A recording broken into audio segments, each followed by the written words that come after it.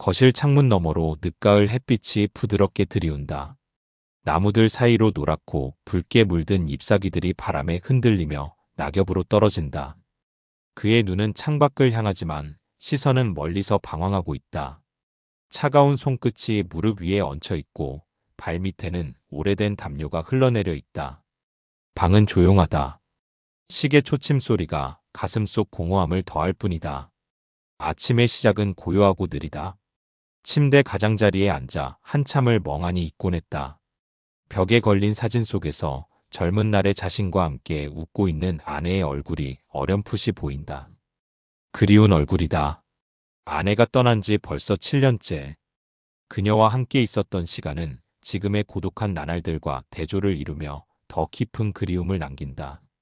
냉장고 문을 열면 늘 같은 풍경이다.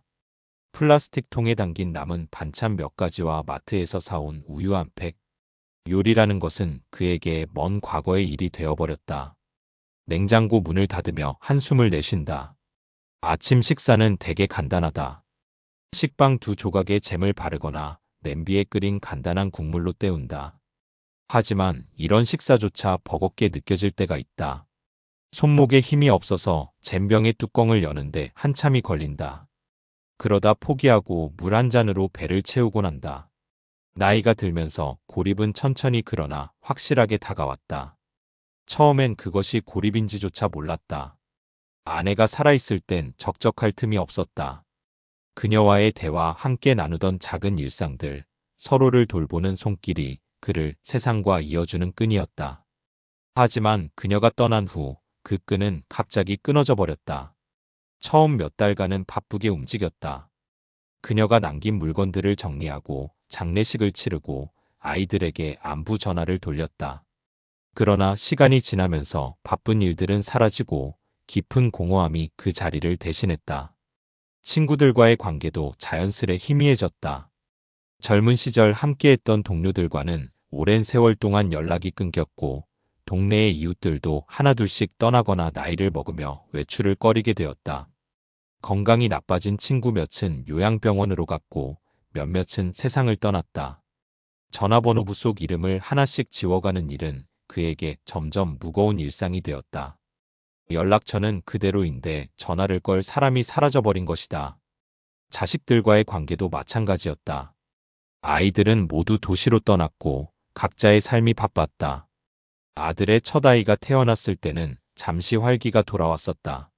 손주가 뛰노는 모습을 보는 기쁨은 무엇과도 비교할 수 없었다. 하지만 그 기쁨도 잠시였다. 자식들의 방문은 점점 뜸해졌고 손주의 얼굴을 본 지도 몇 년이 지나버렸다. 영상통화로 얼굴을 볼 때마다 손주는 더 자라 있었고 그는 어색한 웃음으로 대화를 이어가려 애썼다. 그러나 화면 너머의 풍경은 점점 낯설어졌다. 자식들과 대화가 끝날 때마다 느껴지는 공허함은 점점 커졌다. 전화를 끊고 나면 침묵이 찾아왔고 그 침묵은 그의 삶을 조용히 삼켜갔다. 그는 점점 외출도 줄어들었다. 동네 가게에 가면 익숙한 얼굴이 보이지 않았고 낯선 사람들 사이에서 그는 자신이 투명해진 듯한 기분이 들었다. 동네 공원 벤치에 앉아보려 했지만 그곳도 더 이상 편안하지 않았다.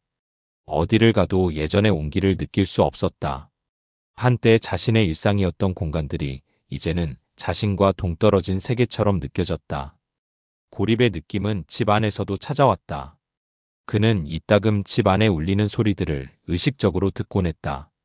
바람에 흔들리는 창틀, 냉장고의 낮은 소음, 시계 초침이 움직이는 소리. 이런 작은 소리들조차 시간이 지나면서 무겁게 다가왔다. 집은 점점 텅 빈 공간처럼 느껴졌다.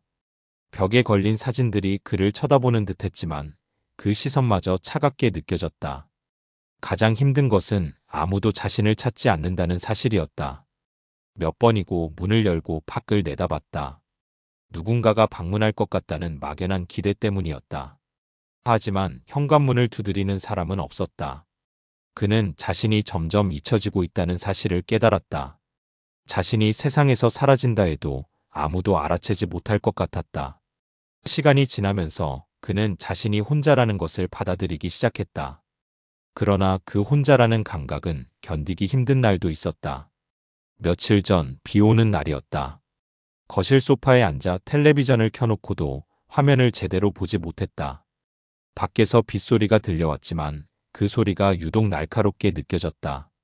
창문에 부딪히는 빗방울 하나하나가 그의 마음을 두드리는 듯했다. 그는 두 손으로 얼굴을 감싸며 조용히 눈물을 흘렸다. 그 눈물은 슬픔 때문만이 아니었다. 그것은 자신이 얼마나 깊이 고립되었는지를 깨닫는 순간에 흘리는 눈물이었다. 거실 바닥에 누워있던 날이 떠오를 때마다 그의 가슴은 무겁게 내려앉았다. 새벽 4시. 어둠 속에서 화장실로 가려다 발이 미끄러졌고 중심을 잃은 몸은 차가운 바닥에 그대로 쓰러졌다. 순간적인 충격과 통증에 몸을 일으키려 애썼지만 팔과 다리가 뜻대로 움직이지 않았다. 차가운 바닥은 시간의 흐름에 따라 점점 더 얼어붙는 듯했고 온몸이 무거워졌다. 누워있는 동안 그는 무수한 생각에 휩싸였다. 만약 더 크게 다쳤다면? 만약 지금 바로 구조되지 못한다면? 공포감이 서서히 몰려왔다. 손을 뻗어보았지만 거실 구석에 놓인 휴대전화까지는 너무 멀었다. 벽에 기대어 몸을 세워보려 했지만 기운이 빠져 그조차 실패했다. 시간은 멈춘 듯 더디게 흘렀다. 그의 머릿속에는 과거의 기억들이 주마등처럼 스쳐 지나갔다. 아내와 함께 웃으며 보냈던 시간들, 아이들과 놀이터에서 뛰어놀던 순간들, 그리고 지금 이 고립된 순간의 처참함까지. 아침이 밝아오고 햇빛이 창문을 통해 들어올 무렵에야 그는 간신히 기어가 전화기를 손에 넣었다. 떨리는 손으로 응급구조대에 전화를 걸었고 이내 구급차가 도착했다. 구조대원들이 그를 일으키고 병원으로 이송했지만 그날의 경험은 단순한 사고 이상의 충격을 남겼다. 그는 자신이 더 이상 스스로를 지킬 수 없다는 사실을 처음으로 깊이 깨달았다. 집으로 돌아온 그는 거실 바닥을 바라보며 멍하니 앉아 있었다. 그곳에 누워있던 시간은 몇 시간이었지만 마치 몇 년을 보낸 것처럼 느껴졌다. 그날 이후 그는 집 안의 모든 것이 위험하게 보이기 시작했다. 계단은 가파른 절벽처럼 느껴졌고 욕실은 미끄러운 얼음판처럼 보였다. 주방의 칼조차 실수로 떨어뜨릴까봐 두려워 손대지 않았다. 일상적인 행동 하나하나가 그의 몸과 마음에 부담으로 다가왔다. 며칠간 그는 이런 상황을 어떻게 해결해야 할지 고민했다. 자식들에게 도움을 요청할까? 하지만 이미 자신의 바쁜 삶에 치여있는 아이들에게 또다시 부담을 주고 싶지 않았다. 친구나 이웃은 이미 그와의 관계에서 멀어진 지 오래였다. 스스로를 돌볼 자신이 없는 상황에서 선택지는 점점 줄어들었다. 그는 인터넷을 열어 조심스럽게 요양원이라는 단어를 검색했다. 검색창에 손을 올린 순간 잠시 망설였다. 요양원. 그 단어는 그에게 마지막이라는 이미지를 떠올리게 했다. 스스로의 힘으로 살아갈 수 없음을 인정하는 것처럼 느껴졌다. 그는 한숨을 쉬며 검색 결과를 클릭했다. 다양한 요양원의 사진과 정보를 보며 그는 자신에게 묻기 시작했다. 정말 내가 이런 곳에 가야 할 만큼 약해진 걸까? 하지만 검색을 계속할수록 그의 마음은 점차 달라졌다. 요양원의 사진들 속에서 그는 밝게 웃으며 대화를 나누는 노인들의 모습을 보았다. 깨끗하고 정돈된 방, 직원들의 따뜻한 미소, 정원에서 산책을 즐기는 모습들. 그것은 단순히 돌봄을 받는 공간이 아니라 새로운 삶의 터전처럼 보였다. 그는 마음속에서 작은 희망을 느끼기 시작했다. 아마 내가 생각했던 것보다 나쁘지 않을지도 모른다. 다음 날 그는 용기를 내어 가까운 요양원을 방문해 보기로 했다. 집을 나서기 전 거울 속 자신의 모습을 보았다. 한때는 단단했던 어깨가 이제는 움츠러들었고 생기가 넘쳤던 얼굴에는 깊은 주름과 피로가 자리 잡고 있었다. 그는 자신의 어깨를 토닥이며 말했다. 마음속으로는 그 말을 아내에게 하고 있는 것 같았다. 혼자 버티는 것만이 강한 게 아니야. 이제는 도움을 받을 때가 됐어. 요양원의 입구에 도착했을 때 그는 두려움과 설렘이 뒤섞인 감정을 느꼈다. 정원에는 노랗고 붉은 가을 단풍이 나무를 물들이고 있었다. 벤치에 앉아있는 노인들, 산책로를 천천히 걷는 사람들. 그 풍경은 생각보다 평화로웠다. 마치 늦가을의 한 장면 속에 들어온 것 같았다. 직원의 안내를 받아 요양원을 둘러보며 그는 처음으로 안도감을 느꼈다. 작은 방 하나하나는 정돈되어 있었고 창문 너머로 들어오는 햇빛이 따뜻했다. 복도 곳곳에는 꽃병에 꽂힌 신선한 꽃들이 놓여 있었다. 그는 직원과 짧게 인사를 나누며 자신의 방으로 안내받았다. 작은 침대와 책상, 의자 하나가 놓인 방은 단순했지만 오히려 그것이 마음을 편안하게 했다. 창밖으로는 정원이 보였다. 그는 창문 앞으로 다가가 풍경을 바라보았다. 그곳에 서 있는 동안 마치 그동안 지고 있던 짐을 내려놓은 듯한 기분이 들었다. 방문을 마치고 돌아오는 길, 그는 요양원에 가기로 결심했다. 그것은 자신을 포기하는 선택이 아니라 남은 삶을 더 안전하고 행복하게 보내기 위한 새로운 시작이었다. 그는 자신에게 속삭였다. 여기라면 괜찮을 것 같아. 요양원으로 이사하는 날, 그는 아침부터 자주 한숨을 내쉬었다. 몇몇 짐들이 가득 담긴 작은 여행 가방 하나가 그의 과거와 현재를 모두 담고 있었다.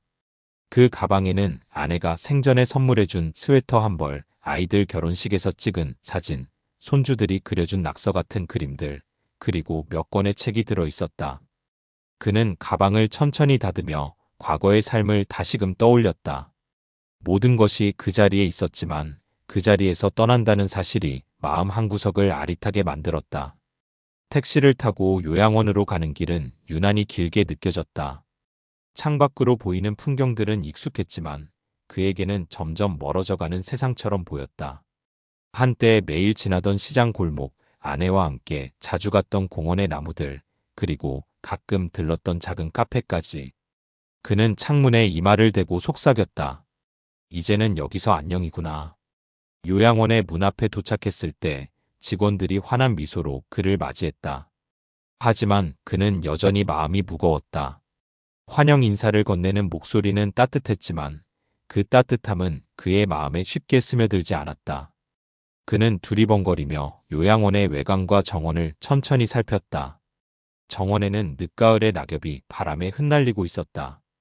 붉고 노란 잎들이 돌길 위를 장식하고 있었고 벤치에는 몇몇 노인들이 앉아 대화를 나누고 있었다.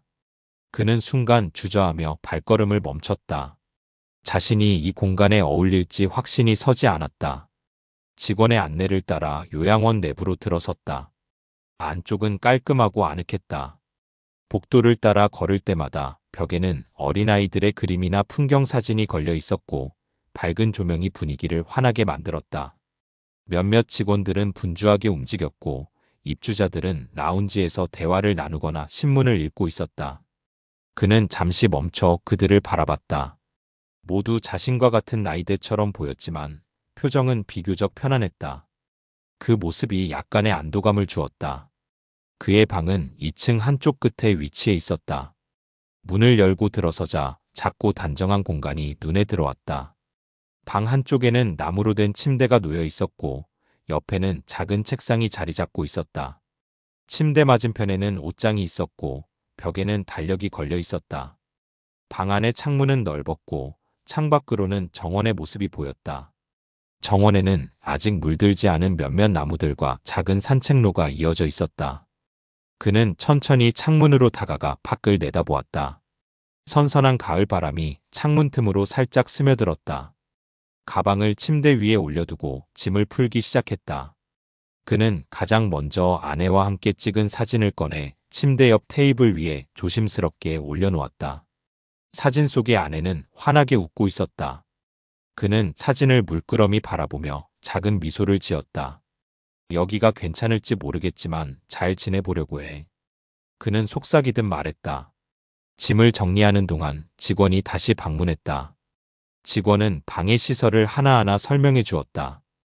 응급 버튼의 위치와 사용법, 전화기 사용법, 그리고 요양원의 기본 일정 등.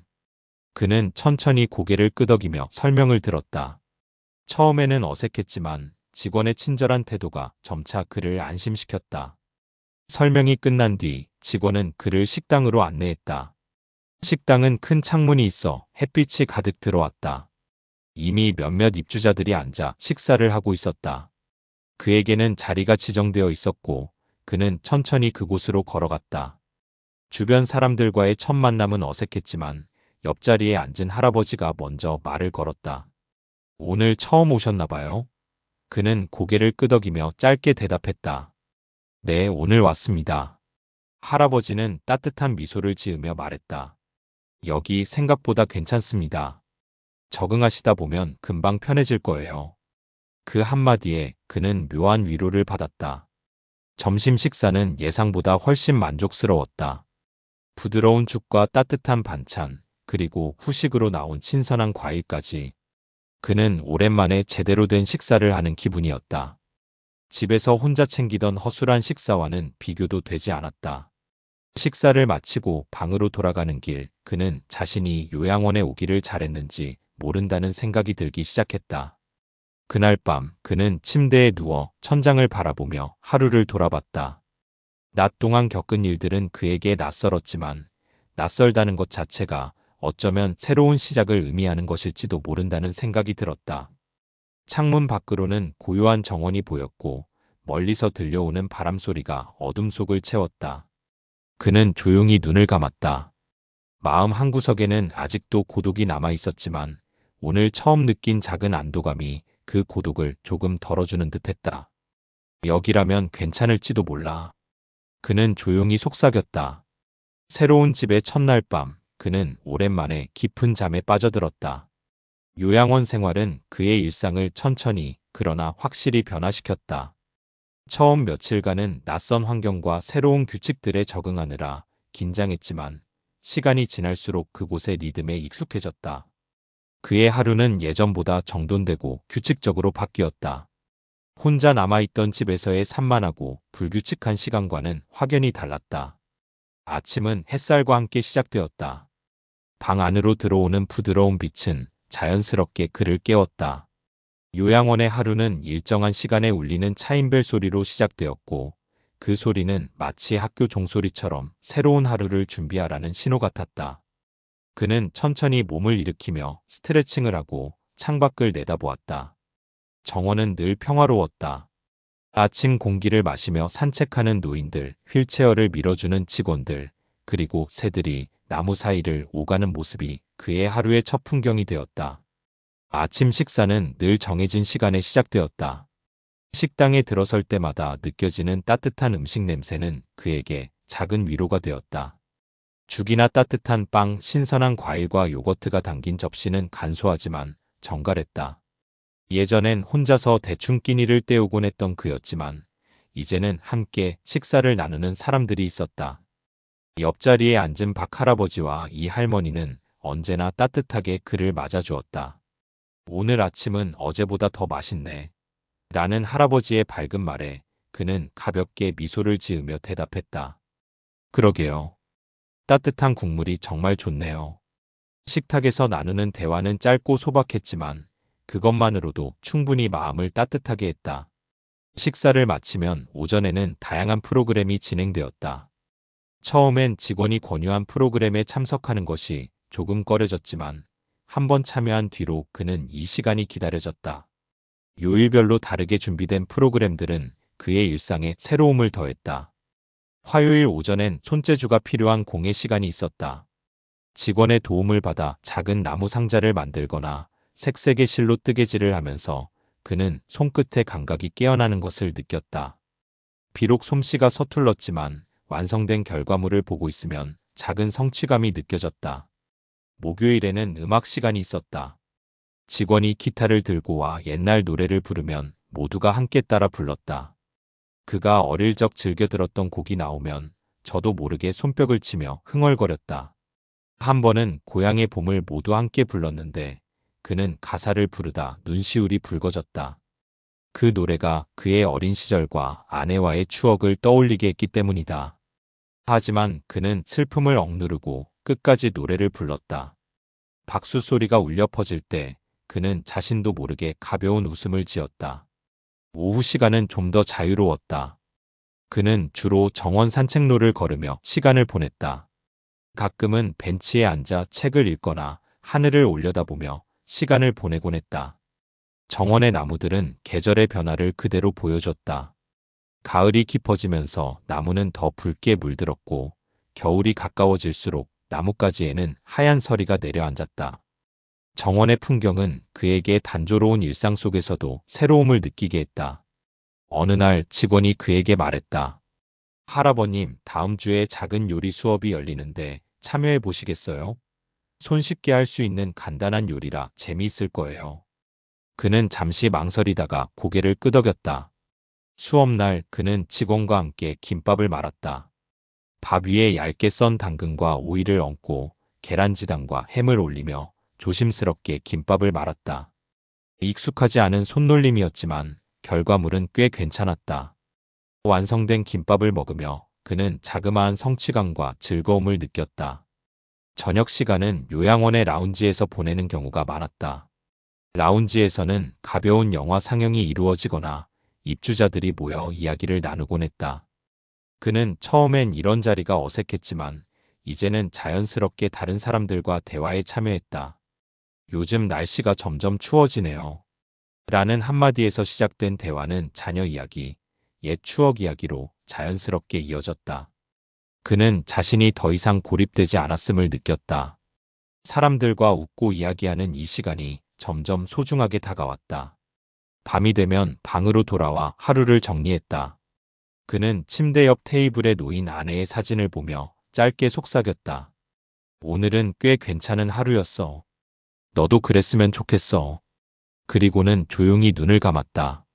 요양원의 일상은 단순하지만 그 단순함 속에서 그는 잃어버렸던 일상의 안정감과 활력을 되찾고 있었다.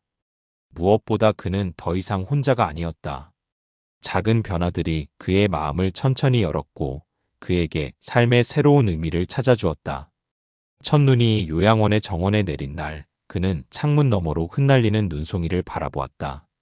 작은 눈송이들이 바람에 떠밀려 유리창에 사뿐히 내려앉았다가 이내 녹아내리는 모습을 보고 있자니 그의 마음속에도 무언가 따스하게 녹아내리는 기분이 들었다.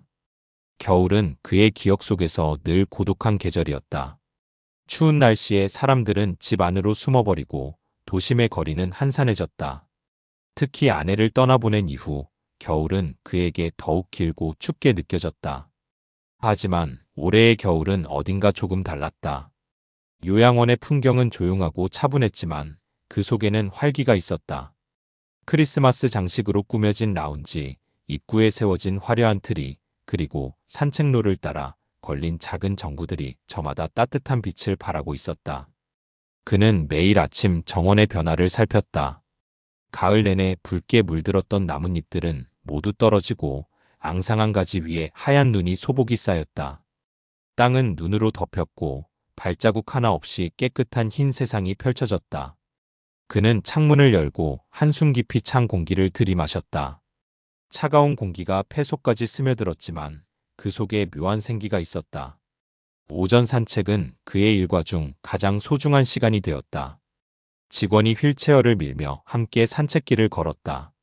정원 곳곳에서 아이들이 만들어둔 작은 눈사람들이 그를 반겼다. 눈사람을 만드는 건 오랜만에 보네요. 그가 말을 건네자 직원이 웃으며 대답했다. 어제 근처 유치원에서 아이들이 와서 만든 거예요. 귀엽죠? 그는 작고 울퉁불퉁한 눈사람을 바라보며 미소를 지었다. 자신도 어린 시절에 눈사람을 만들었던 기억이 떠올랐다. 아내와 함께 손주들과 눈싸움을 하던 장면이 불현듯 스쳐 지나갔다. 그 기억이 그리웠지만 더 이상 쓰라리게 느껴지지는 않았다. 요양원의 겨울은 크리스마스를 중심으로 움직였다.